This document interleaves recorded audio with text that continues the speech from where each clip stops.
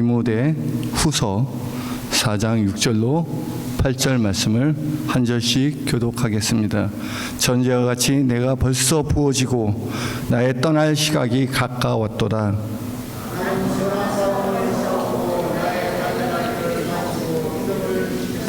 다 같이 이제 후로는 나를 위하여 의의 면류관이 예비되었으므로 주 곧 의로우신 재판장이 그날에 내게 주실 것이며 내게만 아니라 주의 나타나심을 사모하는 모든 자에게 도니라.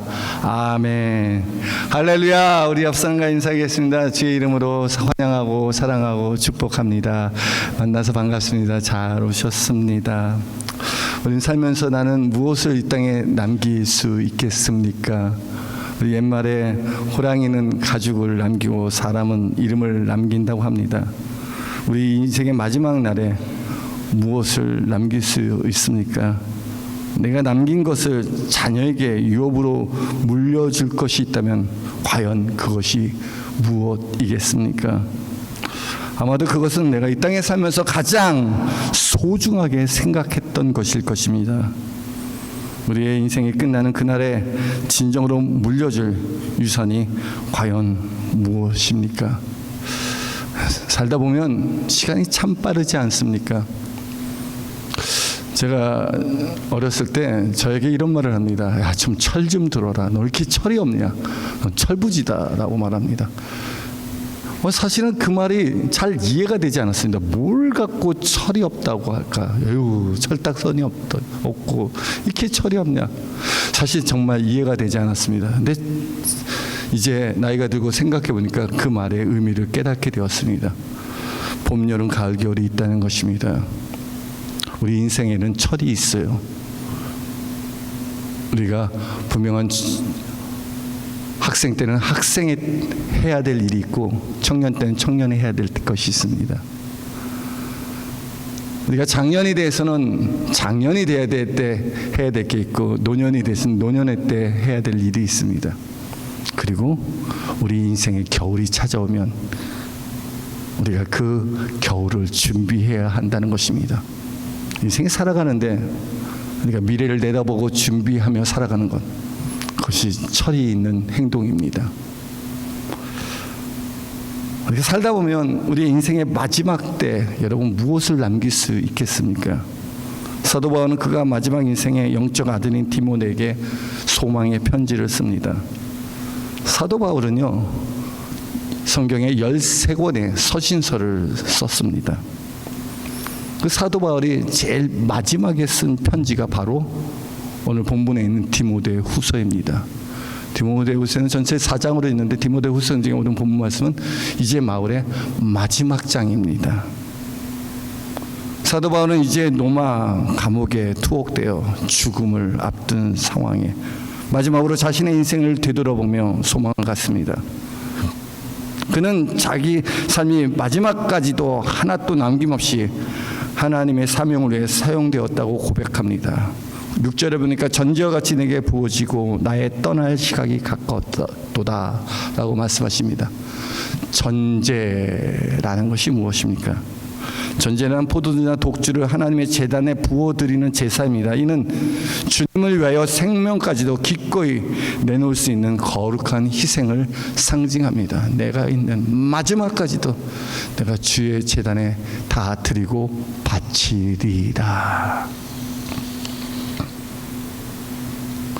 우리의 인생 가운데 마지막 가지고 헌신할 사명이 있습니까?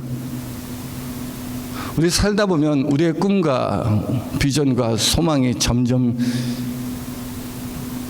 줄어들기 시작합니다. 사라지기 시작합니다. 젊었을 때는 또 한창일 때는 꿈을 가지고 열정적으로 살아가지만 세월이 지나고 힘과 기력이 떨어지고 나이가 들 때 우리가 갖고 있는 꿈과 소망도 열정도 점점 식어지게 됩니다. 근데 죽을 때까지 내가 죽기 직전까지도 정말 최선을 다하여 헌신할 분명한 인생의 목적을 갖고 있느냐라는 것입니다. 사도 바울은 분명히 인생의 목적을 갖고 있었습니다. 그것은 바로 복음 전파입니다. 나의 달려갈 길과 주 예수께 받은 사명 곧 하나님의 은혜의 복음을 증언하는 일을 마치려 하면은 나의 생명조차 조금도 귀한 것으로 여기지 아니하겠도다라고 사도행전 20장 24절에 말합니다. 내가 가야 될 분명한 인생의 목적이 있고 우리 주 예수 그리스도께 받은 사명이 있는데 그것이 바로 은혜의 복음이라는 것입니다. 바울에게 있어 복음 전파는 자기 목숨보다 더 귀한 사명이었습니다. 왜냐하면 그는 복음의 능력을 잘 알고 있었습니다. 이 복음은 모든 믿는 자들에게 구원을 베푸시는 하나님의 능력이 됩니다. 헬라인이나 유대인이나 차별 없이. 이 복음의 능력이 무엇입니까? 이는 우리 죄 때문에 십자가에 죽으시고 부활하신 우리 주 예수 그리스도 하나님의 아들을 증거하는 일이요, 누구든지 주의 이름을 부르는 자는 구원을 얻게 되는 하나님의 약속입니다. 복음은 곧 죽었던 생명을 살리는 하나님의 능력입니다. 이를 믿습니까? 사도 바울은 이것을 삶의 목적을 갖고 살았던 것입니다. 한 영혼이라도 구원하기 위해 겪어야 될 고난이 있습니다. 바울의 인생의 목적은 예수님의 은혜로 말미암아 복음을 통해서 한 영혼이라도 구원하고 생명을 살리는 것이었습니다. 근데 그 사명을 완수하기 위해 기꺼이 겪어야 될 고난이 있습니다. 그는 고린도 후서에 자기가 얼마나 많은 복음을 위해 애쓰고 수고하고 고난을 당했는지 기록하고 교회에 편지를 썼습니다. 그는 그리스도 일꾼으로 수고를 넘치도록 하고 옥에 갇히기도 하고 매도 수없이 맞고 여러 번 죽을 뻔하고 채찍과 태장과 돌로 맞았습니다. 뿐만 아니라 강도의 위험과 동족의 위험과 이방의 위험과 광야와 바다의 위험을 겪었습니다. 어디 가도 환영받지 못했습니다. 자기의 민족이고 동족이 있던 유대인들은 사도 바울을 유혹하고 협박하고 죽이려고 하였습니다. 또한 그는 수고하고 애쓰고 줄이고 목마르고 굶고 춥고 헐벗었다고 합니다. 그 복음을 위해서 사도 바울이 기꺼이 치료해야 될 인생의 수많은 고난과 고통이 있었습니다. 그럼에도 불구하고 그는 주님 앞에 고백합니다. 내가 아무리 약해도 내가 약할 때 우리 주님이 강하시다고 고백합니다. 약할 때 그때가 강하다. 모든 약함을 통해서 그리스도의 능력이 함께 하였음을 오히려 자랑하고 고백합니다. 우리가 어떤 일에 대해서 이렇게 수고하고 애쓰고 정말로 많은 고난과 고통을 겪고 극복했는데, 그렇다면 그렇게 고생하면 좋은 날이 찾아와야 될 터인데, 그렇게 수고했는데 다른 사람보다 갑절로 수고했던 사도 바울인데 그의 인생의 마지막은 지금 어디에 있습니까? 차디찬 로마 감옥에 갇혀 사형 선고를 받은 사형수로서 갇혀 있는 그런 상황입니다. 이제 로마 감옥에 갇혀서 쓸쓸히 죽어가는 그의 인생 가운데 그는 이 땅에서의 소망이 무엇이 있었겠습니까? 아마도 디모데 후서를 쓰면서 사랑하는 영적 아들인 디모데 그를 한번 만나고 싶었던 그리움이 있었지 않을까 생각해 봅니다. 디모데에게 그가 어떻게 목회를 하고 어떻게 하나님의 구원의 능력이 말씀을 통해서 우리에게 주어지는 것을 가르치며 말합니다. 디모데야, 겨울이 오기 전에 어서 속히 내게로 오라고 편지를 합니다. 어서 속히 내게로 와라. 우리가 이처럼 이 땅에서 비참하게 살다 간 바울을 왜 존경합니까? 왜 흠모합니까? 왜 그를 따르며 살아가려고 합니까? 바울에게는 이 땅에 소망이 있었겠습니까? 하나도 없었어요. 바울의 소망은 이 땅에 두지 않았어요. 그는 늘 위의 것을 찾고 위의 것에 마음을 두라고 말했습니다. 사도 바울은 그의 삶을 통해서 이 땅의 소망이 아니라 하늘의 소망, 천국의 소망이 분명히 있음을 우리에게 말씀하고 있습니다. 우리에게도 언젠가는 분명히 주님 만날 그날이 찾아오게 될 것입니다. 우리 인생의 겨울이 찾아오면 내가 지금까지 무엇을 하고 살아왔는지 뒤돌아보게 됩니다. 바울은 자신의 떠날 시간이 가까웠다는 것을 알고 그의 인생을 세 가지로 압축합니다. 7절 말씀 우리 다 같이 한번 읽어볼까요? 시작. 나는 선한 싸움을 싸우고 나의 달려갈 길을 마치고 믿음을 지켰으니. 첫 번째, 그는 선한 싸움을 싸웠다는 것입니다. 두 번째, 그는 하나님께 주어진 그가 달려갈 그 길을 완주하였다는 겁니다. 세 번째, 그는 우리 주 예수 그리스도에 향한 믿음을 끝까지 지켰다고 말씀하고 있습니다. 우리가 첫 번째 선한 싸움을 싸워야 할 것입니다. 선한 싸움이라는 게 과연 무엇일까요? 우리는 날마다 영적 싸움을 싸우고 있습니다. 분명한 것은 우리의 싸우는 싸움은 눈에 보이는 싸움이 아니라는 것입니다. 우리의 싸움은 혈과 육의 대함입니다. 눈에 보이지 않는 마음에서 일어나는 싸움입니다. 하루라도 그냥 지나가는 날이 없을 정도로 우리는 피 흘리기까지 치열하게 죄와 싸우고 있습니다. 바울은 살면서 얼마나 많은 억울한 일을 당했겠습니까? 그러나 그는 그가 모든 것을 잃어버린다 할지라도 예수님께 향한 믿음과 사랑을 저버리지 않았습니다. 성경은 우리에게 분명히 말합니다. 악에게 지지 말고 선으로 악을 이기라는 것입니다. 선한 싸움을 싸우라는 겁니다.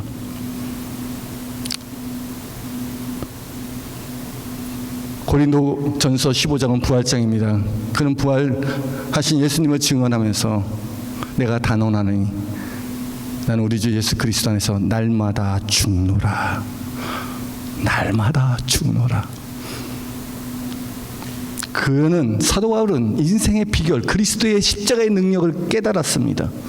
죽어야 산다는 비결, 낮아야 높아진다는 비결, 섬기는 자가 으뜸이 된다는 비결, 그 놀라운 십자가의 능력을 깨달았던 것입니다. 제가 전도사 때였습니다. 제가 전도사 때 찬양 인도를 하였습니다. 청년 때부터 함께 찬양 인도를 했는데요. 그때부터 저와 함께 했던 찬양단 단장님이 계셨습니다. 안수 지사님이셨는데 그분과 함께 찬양팀을 만들고 또 그분의 지원으로 악기도 구입하고 앰프도 구입하면서 멋진 찬양팀을 만들었습니다. 열심히 찬양하며 하나님께 예배 때마다 영광을 돌렸는데 어찌된 일인지 언제부턴가 그 찬양팀 단장님이 저를 미워하기 시작하는 겁니다. 저를 미워해요. 근데 제가 그렇게 미움받을 짓을 했다고 생각은 하지 않는데 저를 미워하는 겁니다. 저를 인정하지 않는 겁니다. 그걸 알 수가 있었습니다. 너무 힘들었어요. 다가가기도 너무 힘들었어요. 제가 찬양 예배를 인도하고 있으면요, 막 찬양하면 저기서부터 들어와요. 예배 들어오는 모습이 여기 있으면 잘 보여요.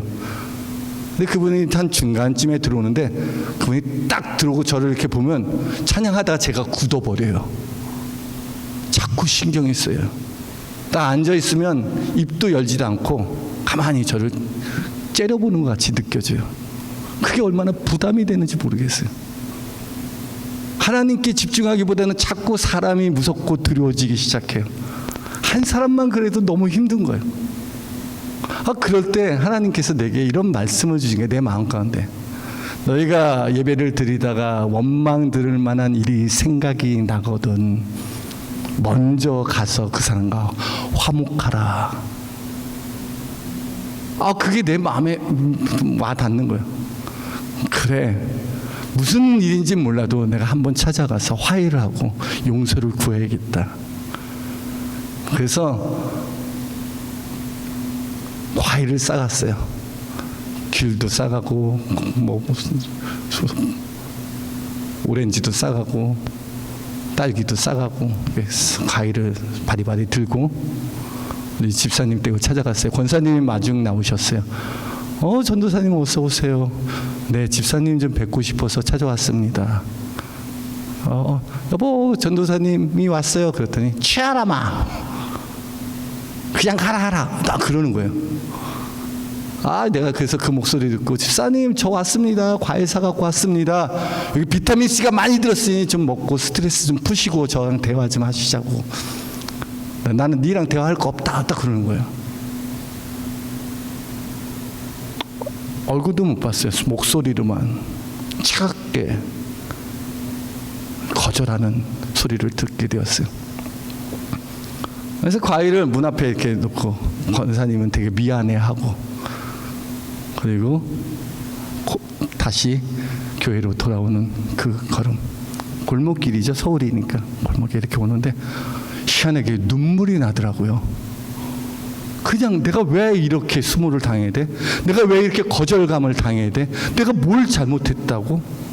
눈물이 그냥 나는 거예요. 내가 뭐 이렇게 눈물이 탁 흘리면서, 다 큰 사람이, 덩치도 이만한 사람이 눈물을 흘리면서 이렇게 가는 거예요. 그래서 제가 속으로 원망했어요. 하나님, 너 진짜 하나님 말씀대로 순종했을 뿐인데 왜 이런 것을 겪어야 하죠? 나 하나님 말씀대로 순종했을 뿐인데요.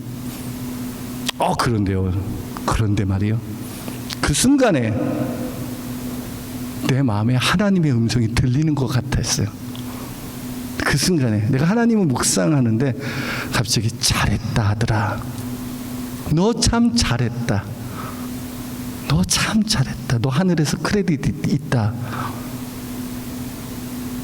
그런 마음이 내에 확 임하기 시작하는 거예요.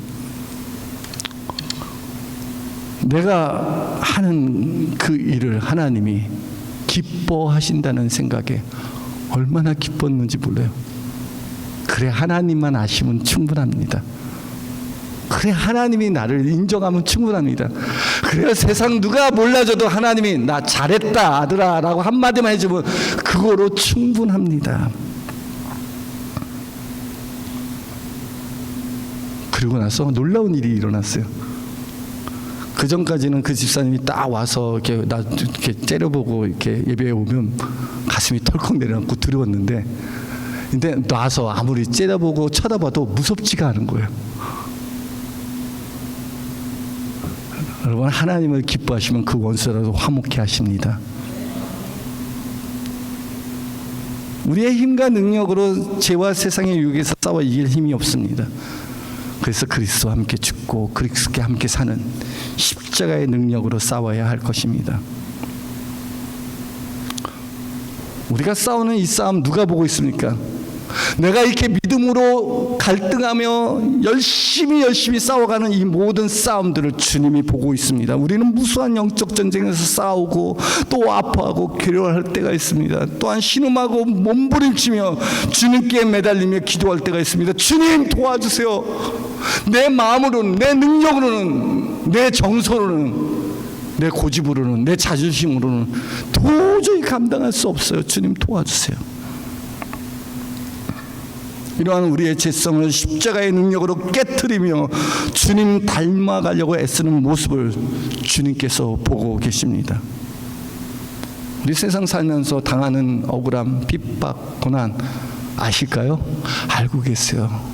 핍박당하는 자는 복이 있나니 천국이 저희 것이요 라고 약속하신 주님입니다.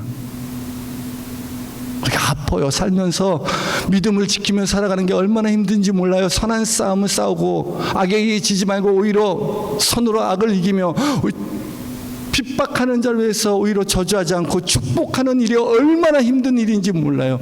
내가 죽고 내가 깨지지 않으면 도저히 그런 일이 나타날 수 없기 때문에, 내가 십자가로 죽지 않으면 흉내라도 낼 수 없기 때문에. 근데 주님이 보고 계세요. 야, 너의 아픔 나도 안다. 너의 슬픔 나도 당했다. 그는 우리의 질고를 지고 우리의 슬픔을 당하셨습니다. 주님이 알고 계세요. 너 얼마나 힘들고 괴로웠니? 어떻게 너처럼 이기적이고 자존심 강한 너가 나 때문에 죽을 수가 있니? 라고 말씀하신 예수님을 보게 됩니다. 그때 우리가 할 수 있는 말이 무엇입니까? 네, 주님의 은혜 때문입니다. 이렇게 할 때만이 주님과 더 가까워지는 것을 알기 때문입니다. 우리 정말 구원받은 그리스도인들은요, 미워하며 살아갈 수가 없어요. 마음에 미움을 품으면서 살아갈 수가 없는 게 그리스도입니다. 왜? 미움이라는 것을 품는 내가 먼저 죽지 그 사람이 죽진 않아요. 너무너무 괴롭기 때문에. 내가 미워하고 원망하고 욕심 부리면 점점 더 주님과 멀어지기 때문에 나를 죽여서라도 주님과 가까워지려고 싸우는 싸움이 바로 선한 싸움인 것입니다.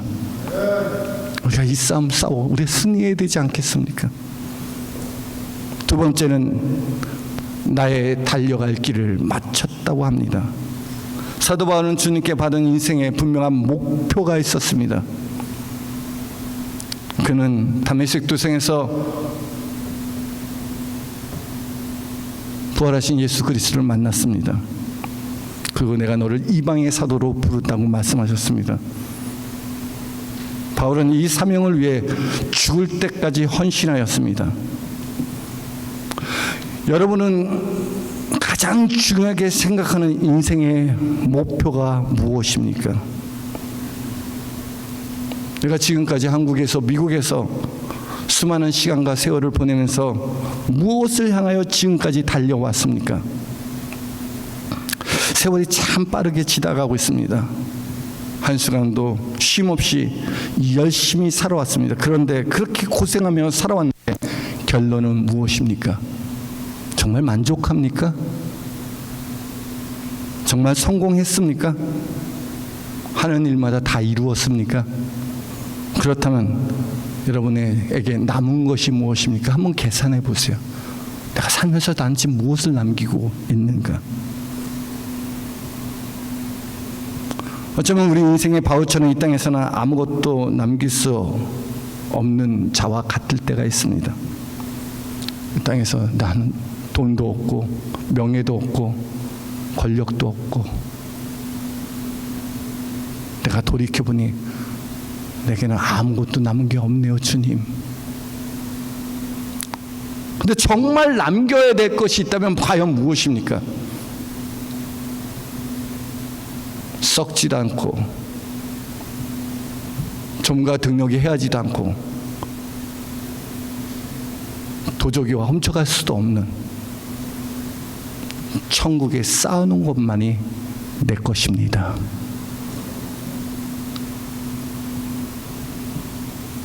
이 땅에서 우리가 무엇을 남길 수 있겠습니까? 여러분 한번 생각해 보세요. 여러분의 100년 뒤에, 지금으로부터 100년 뒤에 2122년에 저와 여러분의 이름을 알 사람이 있을까요? 혹시 있을 수도 있어요. 유명한 위인이 될 수 있는 사람들이 우리 중에 있을 수도 있어요. 근데 그렇게 되기가 쉽지 않다는 거예요. 여러분들이 가지고 있는 어떤 소유물이 100년 뒤에도 여전히 남겨진 것들이 있을 수 있을까요?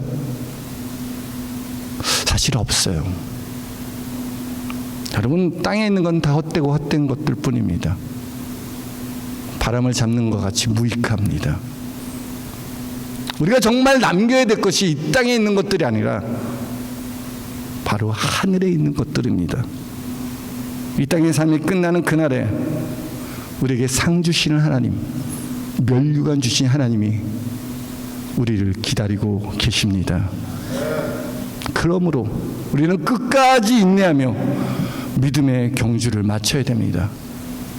우리 주위를 둘러싼 허다한 증인들이 우리를 지켜보고 있습니다.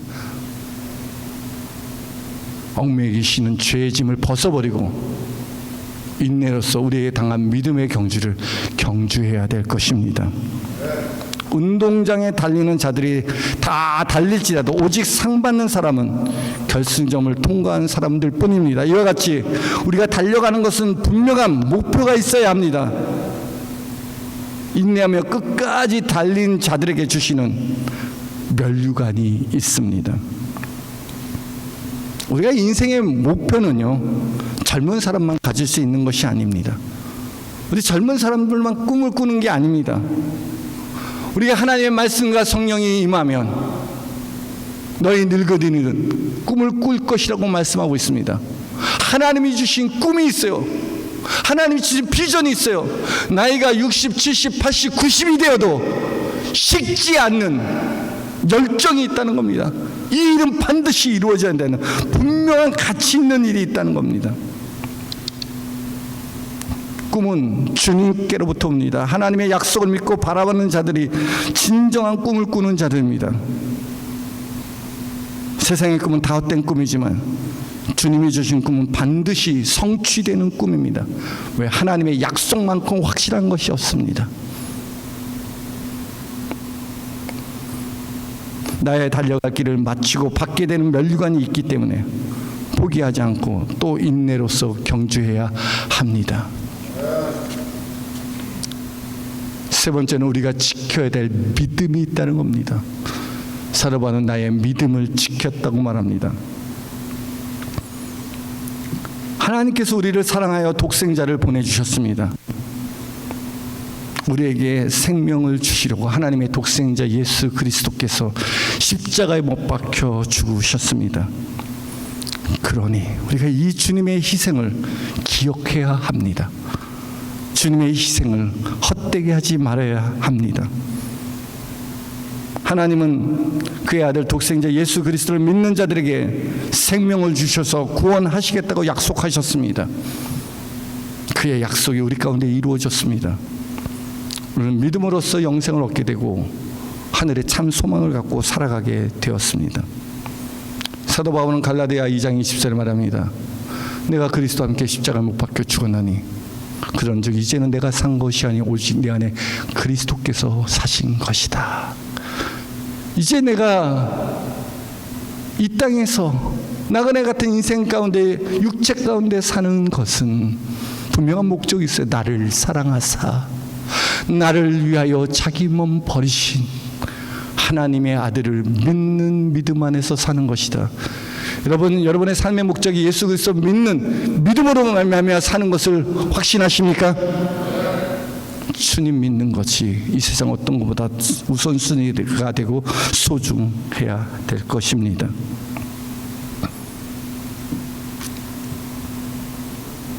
제가 인생에 참 어려울 때가 있었습니다. 청년 때였는데요. 정말 인생에 엄청난 일을 겪었습니다. 내가 그동안 했던 모든 것들이 하루아침에 무너지게 되고 쫓겨나게 되었습니다. 다 잃어버린 것 같은 느낌이 들었어요. 이제 나는 망했구나, 나는 끝났구나 생각했습니다. 그리고 죽느냐 사느냐 그것이 문제더라 하면서 괴로워하고 있을 그때였습니다. 내가 90년대 말이었습니다. 근데 그때 스티븐 스필버그의 영화가 있었습니다. 영화가 있었는데 혼자, 그것도 영화관을 혼자 찾아가서 영화를 봤습니다. 그 영화가 라이언 1번 구하기입니다. 혹시 여러분 중에 라이언 1번 구하기 보신 분 있습니까? 얼마나 감동이 됐는지 모릅니다. 세계 2차 세계대전 때 노르만디 상륙작전의 전쟁의 장면이 나옵니다. 독일군의 고지에서 쏘는 수많은 폭탄과 총알로 인해서 미 해병대들이 다 죽음으로 이르게 됩니다. 폭탄이 터질 때마다 너무 생생하고 리얼하게 온몸이 찢겨지고 팔다리가 날아가는 모습들을 보여줍니다. 그 배에서 내리자마자 총알에 맞아서 쓰러지는 사람들의 그 피로 바닷물은 붉게 물들었습니다. 그럼에도 불구하고 한 사람도 포기하지 않고 끊임없이 고지를 향해 전진해 나갑니다. 전우의 시체를 넘고 넘어 고지를 점령합니다. 수많은 희생과 대가를 치르면서 고지를 점령해가는 모습들을 봅니다. 와, 인생이 이렇게 치열하구나. 결코 희생의 대가 없이 고지를 점령할 수 없겠구나. 그런 생각을 하면서 영화를 봤습니다. 근데 장면이 바뀌어서 그 라이언이라는 가족의 형제만 4명이 있습니다. 이 형제 4명이 다 2차 세계대전의 군인으로서 복무를 하게 되었습니다. 근데 첫째 형도 둘째 형도 셋째 형도 다 사망 통지서를 그 어머니에게 전달해야만 했습니다. 여러분, 아들 넷을 보냈는데 여러분, 아들 셋이 죽었던 비보를 들은 엄마의 마음이 과연 어떨까요? 이 소식을 들은 장군이 야, 막내까지 죽으면 안 된다. 그 생명을 구원하여 그 가정으로 돌려보내는 프로젝트를 세웁니다. 1차 세계대전 노르만디 상륙작전을 승리를 이끌었던 밀러 데이를 소집합니다. 그리고 8명의 병사를 조직하여 전쟁의 한복판에 있는 그 라이언 일병을 구하러 가는 여정을 그립니다. 얼마나 수많은 전쟁과 우여곡절 끝에 라이언 일병을 만나게 되었고요. 그 일병을 구하기 위하여 그 전쟁터에서 끝까지 희생했던 밀러 데이, 그의 희생으로 말미암아 라이언 일병은 살아남게 되었습니다. 마지막 장면입니다. 마지막 장면. 이제 라이언 일병의 나이가 들어 노신사가 되었습니다. 그리고 자기 아내와 자기 자녀들과 손자와 손녀들이 큰 대가족이 모여서 미국의 웰링턴 국민묘지를 향하여 갑니다. 거기에 2차 세계대전에 죽었던 밀러 데이의 무덤 앞에 섭니다. 그리고 무덤 앞에서 말합니다. 아내한테, 여보, 우리 밀러 데이에게 말해줘. 나 잘 살아왔다고. 나 잘 살아왔다고. 당신의 죽음이 결코 헛되지 않았다고. 나 좋은 남편이고 좋은 아내였다고. 잘 살아왔다고 말해줘.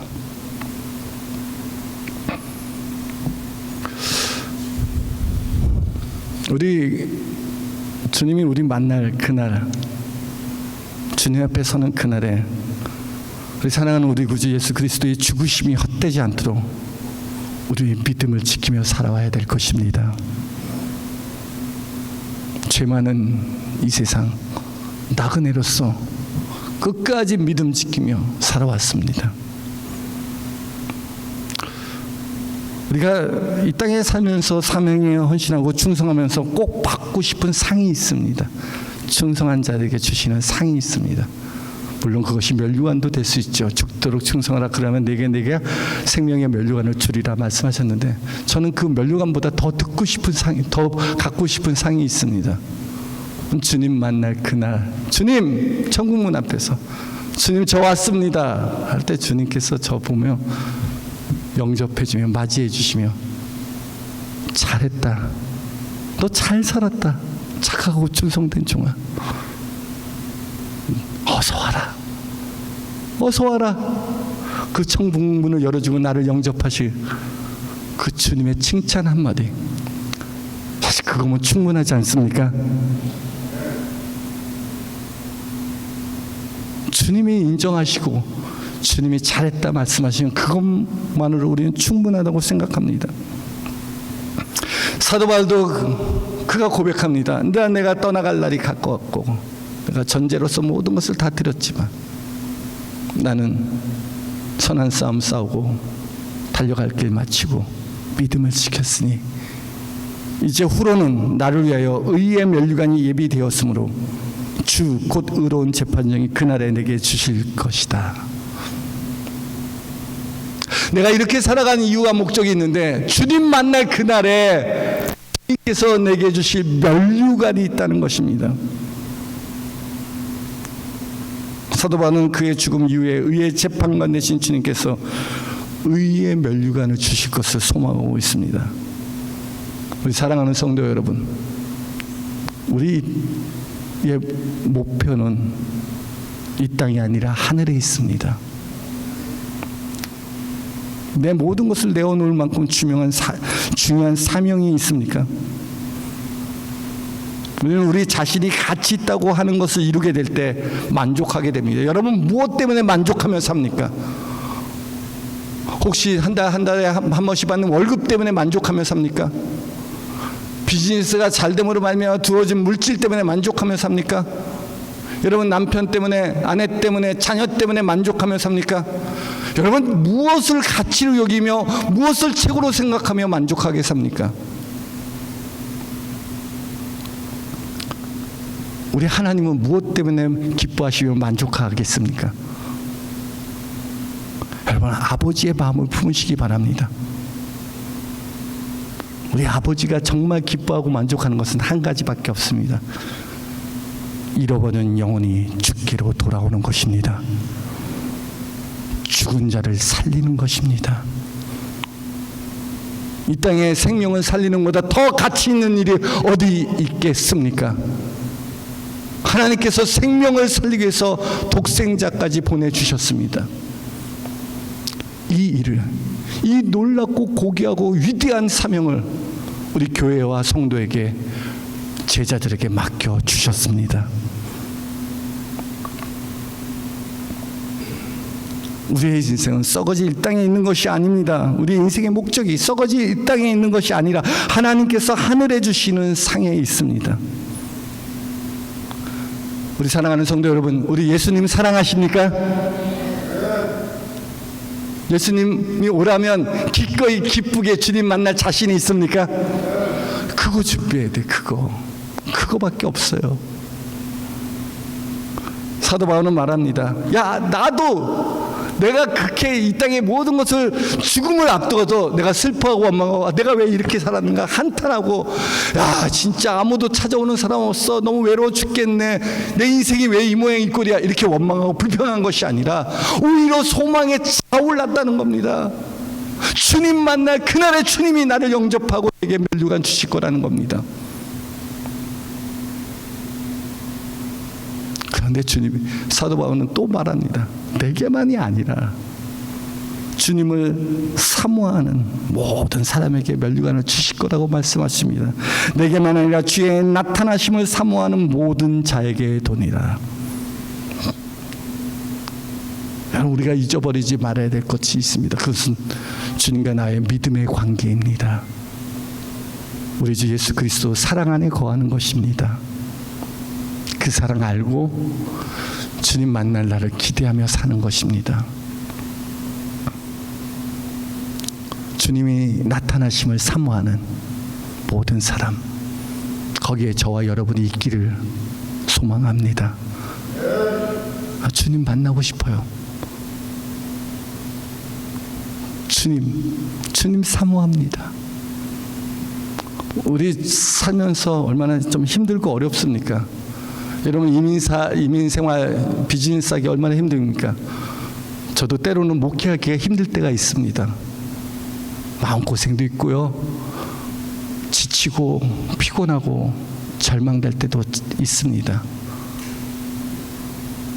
그런데 그보다 더 소중한 하늘의 소망이 있기에 넉넉히 극복할 수 있는 것입니다. 우리 나그네 같은 우리 인생 가운데 얼마나 많은 어렵고 힘든 일이 있습니까? 그러나 포기하지 마세요. 여러분 선한 싸움 싸우세요. 선으로서 악을 이기시고요, 우리에게 주신 믿음의 경주를 끝까지 완주하세요.